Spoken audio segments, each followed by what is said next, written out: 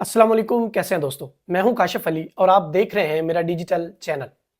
क्या America, Israel और Iran के दरमियान कोई डील हो चुकी है या फिर मिडिल ईस्ट में एक नई जंग छिड़ने जा रही है। असल में दोस्तों ये बात कुछ यूं शुरू हुई थी कि जब से ईरान ने अपने मिसाइलों के साथ इसराइल पर हमला किया था, तब से लेकर इसराइल भी ईरान पर जवाबी हमला करने की और ईरान को सबक सिखाने की बातें कर रहा था और धमकियां दे रहा था, जिसके लिए इसराइल की तरफ से सबसे पहले इस बात का इशारा दिया गया और ये धमकी दी गई कि वो ईरान के न्यूक्लियर प्रोग्राम पर हमला करके उसे तबाह कर देगा। लेकिन ये काम करना दोस्तों इतना आसान नहीं था, क्योंकि ईरान का जो न्यूक्लियर प्रोग्राम है वो जेरे जमीन बंकर्स के अंदर है और अमेरिका ने भी इसराइल को ये बात बता दी थी कि ईरान के न्यूक्लियर प्रोग्राम को, जो कि जेरे जमीन कई किलोमीटर्स तक गहरे बंकर्स के अंदर है, उसे ऊपर से फाइटर जेट्स के जरिए बॉम्ब गिराकर या फिर मिसाइल मारकर तबाह करना बिल्कुल भी नामुमकिन है और उसे ऐसे तबाह नहीं किया जा सकता। उसके बाद फिर इसराइल की तरफ से इस बात की धमकी दी गई कि वो ईरान की तेल की तंसीबात पर हमला करेगा और उन्हें तबाह कर देगा। लेकिन इसके लिए भी अमेरिका ने उसे सपोर्ट नहीं किया, क्योंकि अगर इसराइल ईरान की तेल की तंसीबात पर हमला करता तो ईरान के पास फिर इसके अलावा कोई ऑप्शन ना बचती कि वो अपनी पूरी ताकत के साथ इसराइल पर जवाबी हमला कर देता और उसके बाद इस पूरे खित्ते को एक बहुत बड़ी जंग का सामना करना पड़ता, जो कि अमेरिका अभी तो बिल्कुल भी नहीं चाहता। अब दोस्तों आगे जो ये बातें मैं आप लोगों से करने जा रहा हूँ, ये बातें ज़रा गौर तलब हैं और गौर से सुनने वाली हैं, और मुझे उम्मीद है कि इन सारी बातों को सुनने के बाद आप इस पूरी की पूरी गेम को अच्छी तरह से समझ जाएंगे। अब दोस्तों बात कुछ यूं है कि जो इसराइल है वो अमेरिका की मदद के बगैर और अमेरिका के असले के बगैर ना तो ये जंग लड़ सकता है और ना ही वो ये जंग जीत सकता है, जिस बात का इसराइल को भी अच्छी तरह से पता है और वो इस बात से अच्छी तरह से वाकिफ भी है। और उधर अमेरिका अभी बिल्कुल भी ये जंग लड़ने के लिए तैयार नहीं है, क्योंकि वो ऑलरेडी पहले से ही कई मकामात पर लड़ रहा है, जिसकी वजह से उसका असला और उसका पैसा पानी की तरह जाया हो रहा है। क्योंकि दोस्तों जब से रशिया ने यूक्रेन पर हमला किया है और यूक्रेन की और रशिया की जंग लगी है, तब से लेकर अमेरिका धड़ाधड़ असले के जरिए और माली मदद के जरिए यूक्रेन की इमदाद कर रहा है ताकि वो रशिया के खिलाफ लड़ सके। और उधर एक ही वक्त में वो साउथ कोरिया को भी असले की और माली इमदाद दे रहा है ताकि वो नॉर्थ कोरिया से लड़ सके।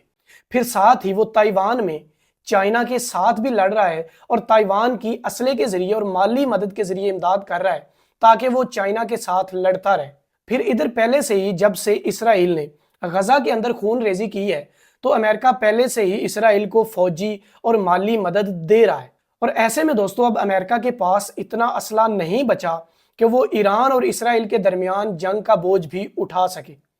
और साथ ही अमेरिका में इलेक्शंस भी आने वाले हैं और जो बाइडन नहीं चाहते कि इस जंग से जो अमेरिका की इकोनॉमी को नुकसान हो और उसका नुकसान उनकी पार्टी को इलेक्शंस में उठाना पड़े। लेकिन दोस्तों इन सारी चीज़ों के बावजूद इसराइल ने फ्राइडे की रात को ईरान पर हमला कर दिया है और एक अमेरिकी अखबार का कहना है कि इसराइल के 100 फाइटर जेट्स ने इस मिशन में हिस्सा लिया और ईरान के 20 से ज्यादा फौजी अहदाफ को कामयाबी से निशाना बनाया है। पर उधर ईरान का यह कहना है कि अमेरिकन अखबार इसराइल के हमले को बढ़ा चढ़ाकर पेश करने के लिए और बड़ा दिखाने के लिए ये सारी झूठी खबरें फैला रहा है, क्योंकि हकीकत यह है कि उन्होंने इसराइल के ज्यादातर हमले को अपने दिफाई निज़ाम के जरिए इंटरसेप्ट किया है और उसे नाकाम बनाया है। अलबत्ता लेकिन उनके 4 फौजी इसमें शहीद भी हुए हैं, जिसका वो इसराइल से बदला लेकर रहेंगे और ईरान इसराइल को इन हमलों का जवाब देगा। और उधर इसराइल ने भी ये ऐलान किया है कि अगर ईरान अब दोबारा उन पर अटैक करता है तो वो भी ईरान पर दोबारा अटैक करेंगे। और इससे नज़र तो बज़ाहिर ये आता है कि हो सकता है फिर इस खित्ते में एक नई बहुत बड़ी जंग छिड़ जाए।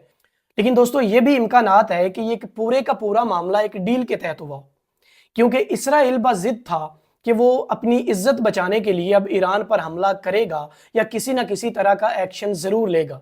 और उधर ईरान बिल्कुल भी ये नहीं चाहता कि वो इस जंग में कूदे या वो ये जंग लड़े, क्योंकि अभी तक सारे हालात ईरान की फेवर में नहीं है। और ईरान को इस बात का भी अच्छी तरह पता है कि अगरचे अमेरिका अभी तक इस जंग के लिए राजी नहीं है या वो ये जंग नहीं लड़ना चाहता, लेकिन अगर ये जंग हो जाती है تو پھر امریکہ اسرائیل کے ساتھ کھل کر کھڑا ہوگا اور باقی جتنی بھی مغربی طاقتیں ہیں وہ اسرائیل کی کھل کر حمایت کریں گی۔ دوستو ادھر ایران کے پاس اسے ایسا کوئی بھی اتحادی نظر نہیں آتا جو کھل کر ایران کی اس جنگ میں حمایت کرے اور مدد کرے اور ساتھ ہی ایران کے لیے اوپنلی اس جنگ میں کود پڑے۔ اگرچہ سعودی عرب اور پاکستان سمیت دنیا کے جتنے بھی مسلم ممالک ہیں انہوں نے ایران پر اسرائیل کے ان حملوں کی شدید الفاظ میں مذمت تو کی ہے، لیکن ایران کو ایسا کوئی بھی اتحادی نظر نہیں آ رہا جو کھل کر یعنی اوپنلی ایران کی مدد کرنے کو آئے اس جنگ کے اندر، سوائے لبنان اور عراق کے۔ لیکن دوستو اگر لبنان اور عراق بھی اس جنگ میں ایران کے ساتھ ہو کر شانہ بشانہ لڑیں پھر بھی ایران یہ جنگ بالکل بھی نہیں جیت سکتا، کیونکہ اسرائیل کے ساتھ مکمل تمام مغربی طاقتیں اور ساتھ امریکہ یعنی دنیا کی سپر پاور کھڑی ہوگی۔ تو دوستو یہ بھی ہو سکتا ہے کہ ایران، اسرائیل اور امریکہ نے مل کر یہ ایک ڈیل کے تحت سارا معاملہ کیا ہو کہ امریکہ اور اسرائیل کا بھی رکھ رکھا ہو جائے اور ایران کا بھی اتنا بڑا نقصان نہ ہو کہ اسے چاہتے ہوئے یا نہ چاہتے ہوئے اس جنگ کو شروع کرنا پڑے، جس کا شاید کوئی بھی اینڈ نہیں ہے۔ یعنی اگر یہ جنگ شروع ہوتی ہے تو پھر شاید دنیا کی تباہی ہوگی اور پھر کوئی نہ کوئی ایسا وقت ضرور آئے گا کہ پوری مسلم دنیا کو بھی اس جنگ میں کودنا پڑے گا، چاہے وہ چاہتے ہوں یا نہ چاہتے ہوں، اور دنیا کو ایک شاید عالمی جنگ کا سامنا کرنا پڑے۔ لیکن دوستو ان ساری آپشنز کے باوجود بھی اگر ایران پھر بھی اسرائیل پر حملہ کرتا ہے اور اسرائیل کو اس کا جواب دیتا ہے تو پھر دیکھنا یہ ہوگا کہ ایران کے پاس ایسے کون سے آپشنز ہیں جن کا وہ استعمال کر سکتا ہے۔ دوستو یہ سب دیکھنے کو ملے گا آپ کو میرے اگلے ویلوگ میں۔ میں امید کرتا ہوں کہ میرا آج کا ویلوگ آپ لوگوں کو بہت ہی اچھا لگا ہوگا اور آپ لوگوں کو اس سے کچھ نہ کچھ سیکھنے کو ضرور ملا ہوگا۔ دوستو اسی طرح کے مزید انٹرسٹنگ اور انفارمیٹک ویلوگز دیکھنے کے لیے میرے چینل کو سبسکرائب کر لیں